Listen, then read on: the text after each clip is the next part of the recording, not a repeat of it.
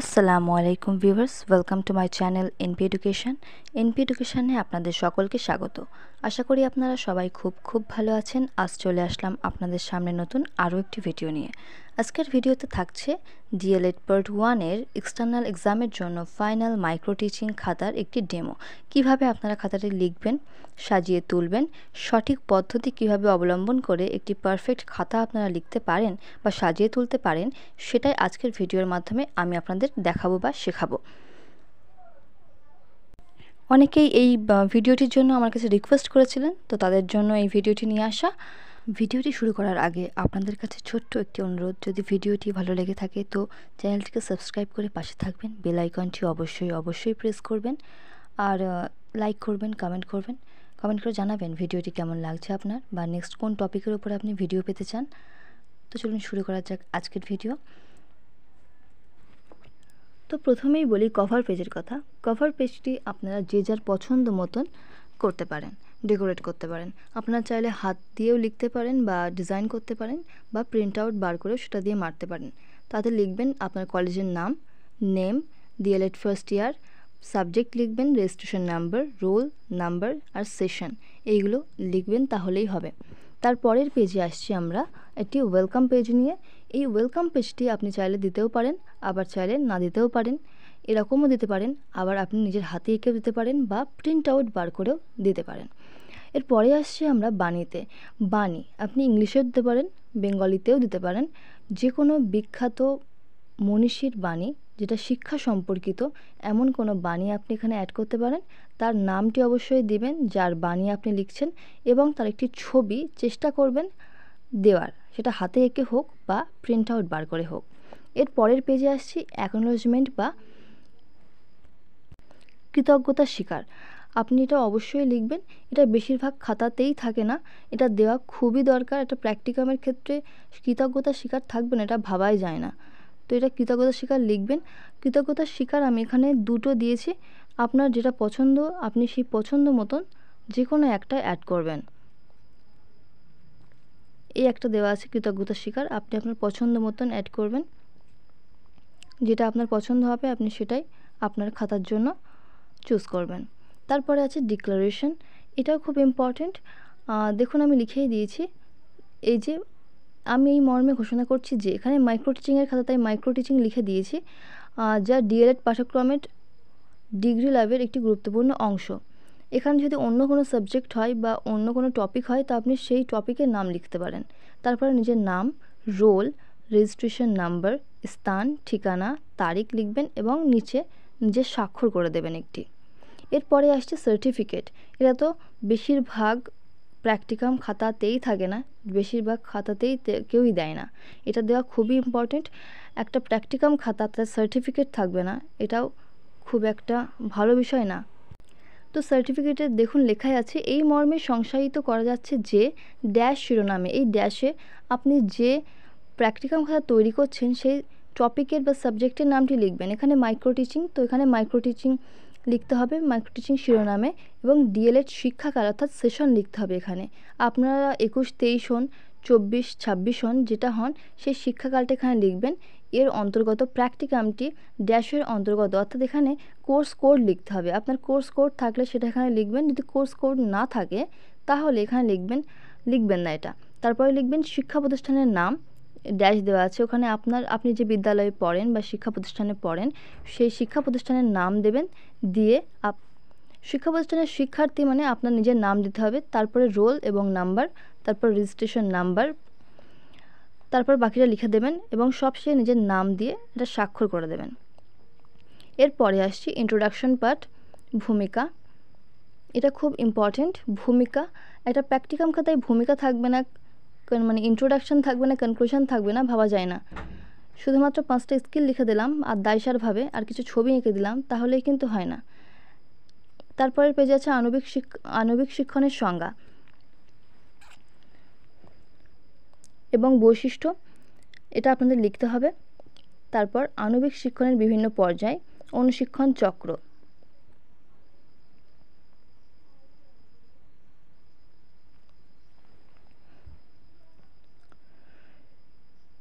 অনেকেই বলেছিলেন যে ম্যাম আমরা তো ছবি আঁকতে পারি না, তাহলে কীভাবে খাতা তৈরি করব।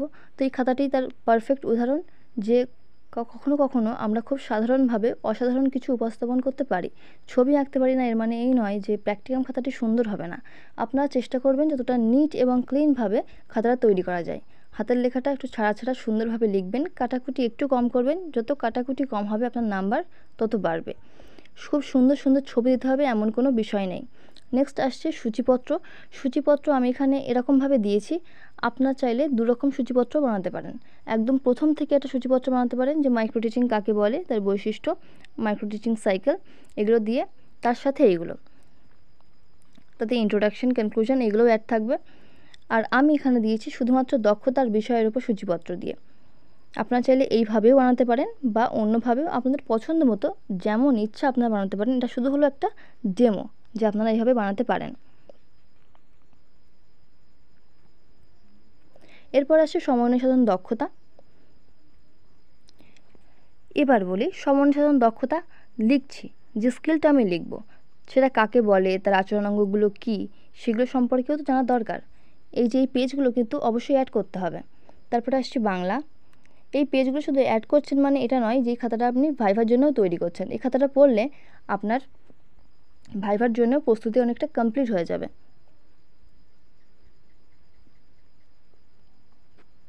অনেক ক্ষেত্রেই দেখা যায় যে অনেক শিক্ষার্থী আছেন যারা খুব সুন্দর সুন্দর ডিজাইন করেন, শুধু ডিজাইন দিয়েই খাতা ভরিয়ে দেন।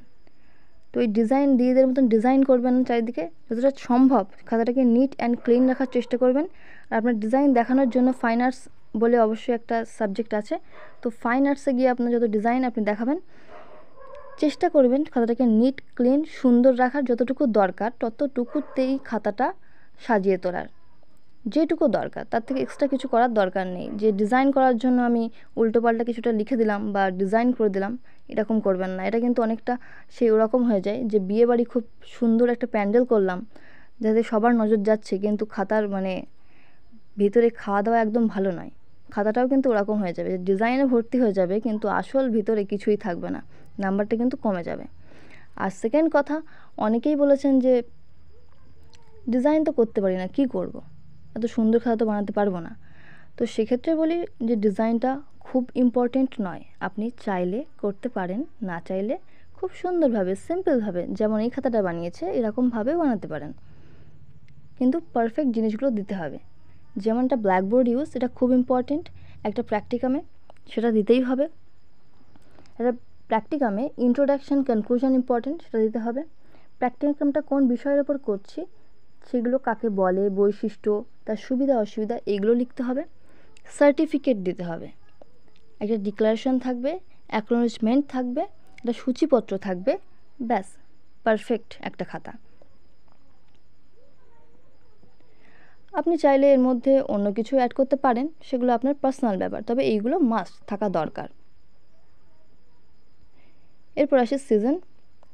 হ্যাঁ, আরেকটা কথা ব্ল্যাকবোর্ড ইউজের ক্ষেত্রে বলি, অনেক খাতায় আমার কাছে এসছে, অনেক শিক্ষার্থীর খাতা দেখেছি আমি, নোটিস করেছি সেটা হলো এই যে লেখা ব্ল্যাকবোর্ডের ডান দিকে থাকবে সাবজেক্ট, ইউনিট, চাইলে সাব ইউনিট এবং শেষে টুডেস লেসন, আর বাম দিকে থাকবে ক্লাস আর ডেট।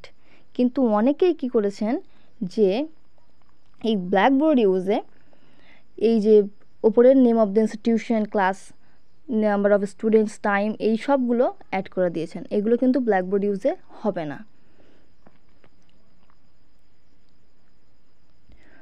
তো সেটা ভালো করে মাথায় রাখবেন। আর তার উপরেও আরেকটা ভালো সবথেকে ইম্পর্টেন্ট বিষয় সেটা হলো যে শুধুমাত্র খাতা সাজিয়ে এক্সটার্নালের সামনে প্রেজেন্ট করলাম তাহলেই হবে না, সাথে একটা সুন্দর টিএলএম বানাবেন, যে বিষয় পড়াবেন সেই বিষয় রিলেটেড, এবং এই বিষয় যে বিষয়টা আপনি পড়াচ্ছেন সেই বিষয় সম্পর্কে ভালোভাবে জেনে যাবেন। তার সম্পর্কে কিন্তু আপনাকে ভাইভাতে জিজ্ঞাসা করবে অনেক কিছু, তো সেগুলো অ্যান্সার দেওয়ার জন্য নিজেকে প্রস্তুত করে তারপরে যাবেন।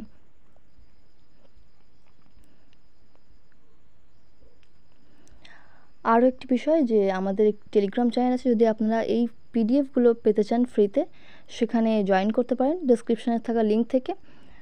আর সেখানে টেলিগ্রাম গ্রুপে আমরা নিয়মিত টেট ক্লাস করাই, এবং টেট এবং ডিএলএড রিলেটেড যাবতীয় স্টাডি ম্যাটেরিয়ালস আমরা ফ্রিতে প্রোভাইড করে থাকি। তো আপনি যদি চান সেগুলো ফ্রিতে পেতে তো চ্যানেলে অবশ্যই যোগাযোগ করবেন। আর যদি আমাদের সাথে আপনাদের বানানো টিএলএম বা খাতা এগুলো শেয়ার করতে চান তো আমাদের স্ক্রিনে নাম্বার দেওয়া আছে, এই নাম্বারে আমাদেরকে সেন্ড করতে পারেন পার্সোনালি। আমরা আপনাদের ক্রেডিট দিয়েই নেক্সট যে স্টুডেন্টরা বা ভাই বোনরা, তোমাদের ছোট ছোট জুনিয়র বা ভাই বোনরা, তাদেরকে আমরা সেগুলো প্রোভাইড করব, তাদেরকে অনেক হেল্প করতে পারবে তোমরা এইভাবে। তো চাইলে তোমরা আমাদেরকে সেন্ড করতে পারো। তো এই ছিল আজকের ভিডিও।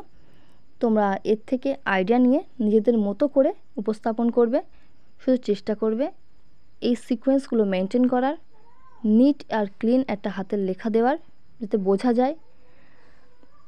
ড্রয়িংয়ের কথা বাদই দিলাম, না করলেও চলে, একটা খাতায় ড্রয়িং ইম্পর্টেন্ট না, অবশ্যই সাজানো দরকার খাতা, কিন্তু আপনি যদি না পারেন এতেও কোনো কিছু যায় আসে না। শুধুমাত্র যেটা আপনার থেকে চাইছে আপনি সেটা প্রোভাইড করার চেষ্টা করবেন আপনার খাতার মাধ্যমে। আর নেক্সট কোন টপিকের উপর ভিডিও পেতে চান সেই জানানোর জন্য কমেন্ট করবেন অবশ্যই, যে কোন ভিডিও আনলে নেক্সট আপনাদের সুবিধা হয়।